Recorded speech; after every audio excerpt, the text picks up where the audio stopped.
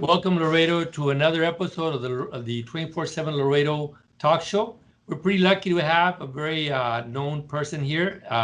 We have Rosie Cuellar, who's actually running for her re-election or her election for the tax assessor's office position. But before we do that, please press the like button on our 24/7 Laredo website so we can make sure that we keep sending you videos like this. Welcome, Rosie, for coming on the show. Thank you for coming. I know Well, you've been very busy. well, thank you for having me. It certainly is an honor to be here. Well, thank you for making it. You know that COVID-19 kind of changed everything in Webb County, pretty much everywhere else. How have you been handling COVID-19? Well, actually, with the number of transactions we're doing, it seemed like nothing did happen, but the method is totally different. You'll see we have some information that we have on our website that we had to update. Right. Everything's on there. We have Well, you know information. what? I had an opportunity to look at your Oh, you website. Let me did? tell you, folks, it's totally, I don't want to say the word is radical, but it's totally different with the way we were doing business in Webb County before. And so, Rosie, why don't you tell us about it? Absolutely. Because of COVID, we had to step up to the plate, and we certainly did. We had to update our website. We also created a Facebook page for the Webb County Tax Office. In there, we have a lot of information in English and in Spanish, how to, for different things, for plate renewals, how to pay your property taxes, how to do a transfer of title. There's a lot of information on that. Also recognizing that a lot of individuals may not have access to internet. We have a lot of information outside our offices. We have a lot of forms in English and Spanish for those individuals who do not have access to internet. So we've done quite a bit to help out our public. Um, Yeah, and I thought, when I heard about COVID-19 and some people were saying, well, it seems that the county building is closed and where do I pay my taxes and things like that. So what you actually did, you did something ingenious. You actually created these forms, which says property taxes. And now I may not be able to talk to a person per se at the office, but I pay my taxes, put my bill in here and put my check in there. And then there's actually different booths around town, right? that is correct. And so actually We you increase the number of places where people can go pay their taxes, not just downtown. That is correct. We're lucky to have partnered with Laredo Medical Center, with Gateway Health Clinic. We also are lucky to work with our commissioners, Jesse Gonzalez, Wawi Tijerina, Cindy Liendo, recognizing those individuals on the outskirts of the county are very difficult for them to travel. Also in the Quad Cities, we have JP Salvador Johnson. So all those individuals made it possible for us to have drop boxes at their locations, and they all have these envelopes. They all have access to the numbers if they have any questions. The reason at the community centers, they have access to copiers for those individuals who may not have a copier, how to make a copy of their ID, their inspection or insurance or anything that they may need. So we're very, very blessed. We also have been working very well with HEB. They certainly have helped us tremendously, especially during COVID. They are great partners and they've helped us out tremendously. On our website, we also have which HEBs are participating. We have, for sure, we have the ones that are HEB Plus, Del Mar, Saunders, Zapata Highway. There's various that are participating and helping us, and that is also located in our website. It seems to me that, of course, one of those things that people don't like to do is pay their taxes. At least they're not in a happy mood when they do that. But actually, you provided them an opportunity to lessen the anxiety, their stress, and their frustration about going to downtown. There's problems with traffic and things like that. They can actually go to the local HEB store, many of them, like you mentioned, or they can go into Rio Bravo or South Laredo or the north side, and they can take care of their business there. Is that about right? Yes. The ones for paying your taxes, it's the envelope. HEB, I'm sorry, it will do the renewal or registration. I got a little excited here and went and stepped ahead on that with thanking HEB. Yes. But you can call our office. You can we have the numbers on these envelopes.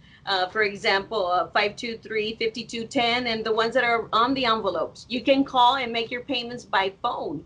If you have a routing, a checking account, they'll only charge you $1, regardless of the amount. If you want to pay by debit over the phone, we'll charge you, of course, the 3% the fee. Right. But if not, you want to go ahead and do a money order, you're more than happy. You can use, more than welcome to use Right. our envelope. Now, it seems to me also you did the same thing for the plate renewal. So now, I mean, obviously, when I was having to renew my plates, I didn't have to go to downtown anymore.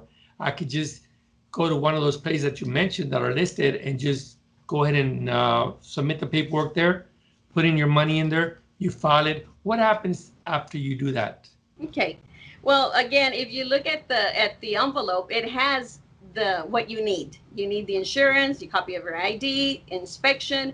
If it's been expired before March, you need a non-use affidavit. You know, those forms are located at those places. However, you really don't need to use even this envelope. As long as you use any envelope, put all your information that is required. That's all you need. You can mail it to us. You can drop it in the Dropbox, and then after that, we log it in, and then we go ahead and do the transaction, and we mail it to your address, to your home. So within a week or a few days, you'll get back your paperwork. Now, what about people who are into this business of selling cars back and forth? Do you have also a system for them as well, for them to submit the paperwork? Yes, sir. That's also correct. We're using the Dropbox method for them as well.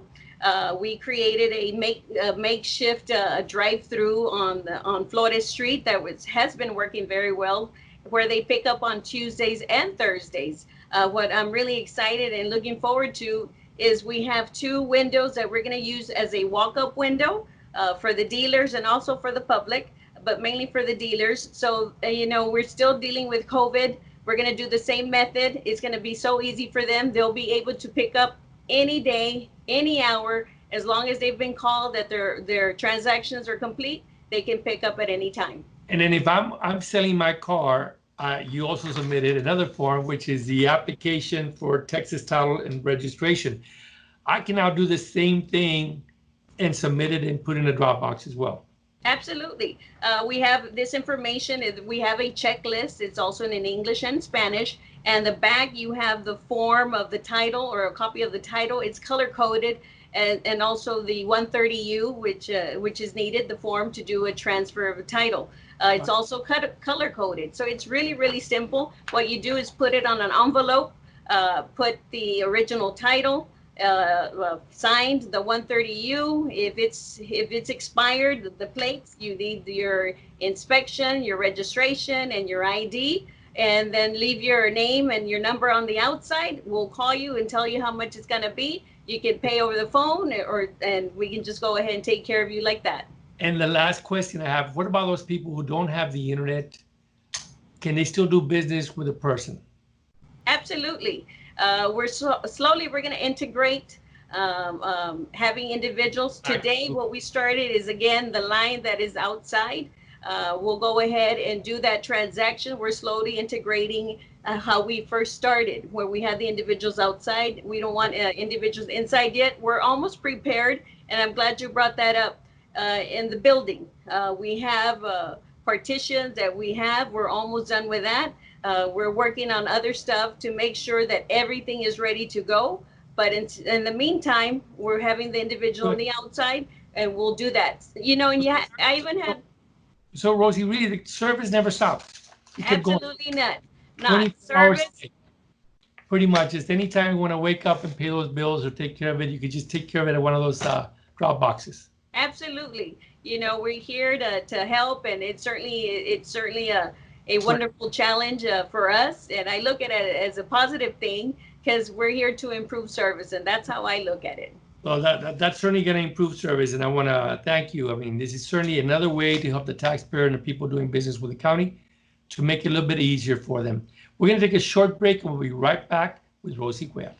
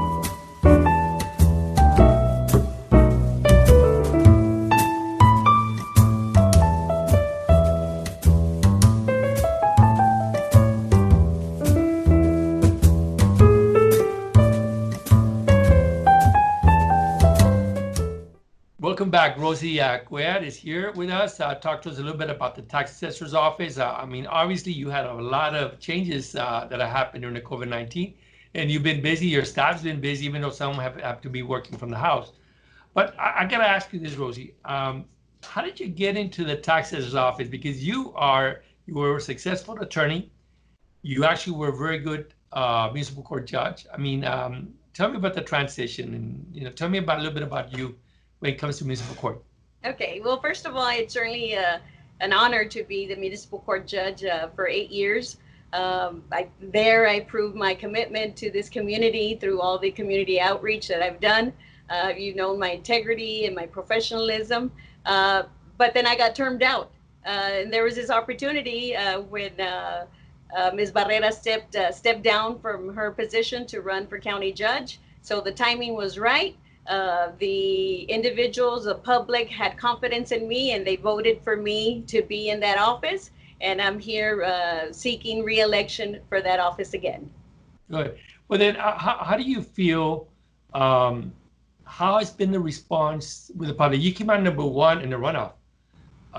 You had the most votes, even though you didn't get the 50%, but you were still the top person.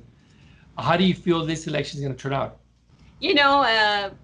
Every election that I've won, it's been in a runoff. A municipal court judge, again when a tax assessor the first time, and now again I'm in a runoff. This is something that we're used to the hard work and continuing. But I'm very blessed with all the the outpour of people who are helping me, and especially in this race that seemed pretty close, even though we were on top.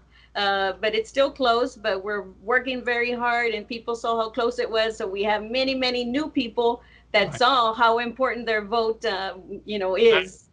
If you win this next 4 year for the next 4-year term, are you planning to make any more changes at the tax assessor's office?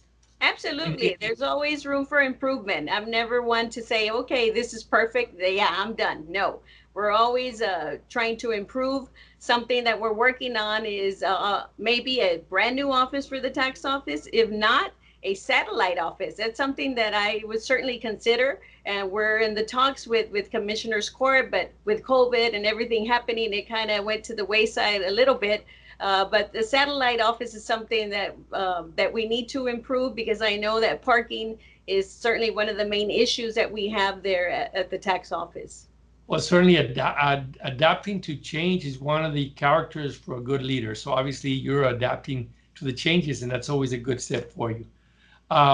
If people want to help you during the campaign, where do they go? Oh, they can call the campaign phone number. It's 956-962-1205. We're here, como dice su casa. We're certainly a good bunch of people that, we work hard, we get along very well, or drop by if you have any questions as to why you think I deserve your vote. I'll be there, more happy to talk to anybody. Well, it's very important for people to understand is that though the office is maybe considered closed, but they're still working. Either they're working at home or you're working inside the office, and you're putting the plexiglass in. And if people really want to have that individual service, they can always pick up the phone, schedule appointments, or they can just show up. But because of COVID-19, there has to be some restrictions.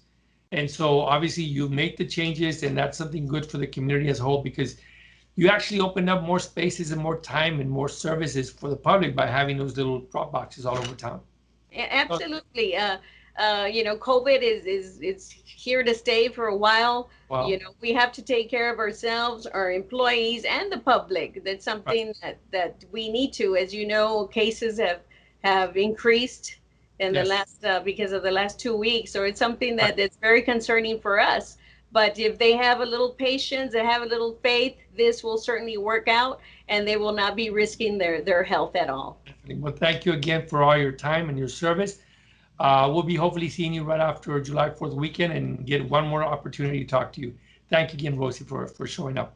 Well, thank you. Thank you very much. And on behalf of the 24/7 Laredo Talk Show, please press the like button so we continue to see videos like this. And until then, have a good weekend. Thank you.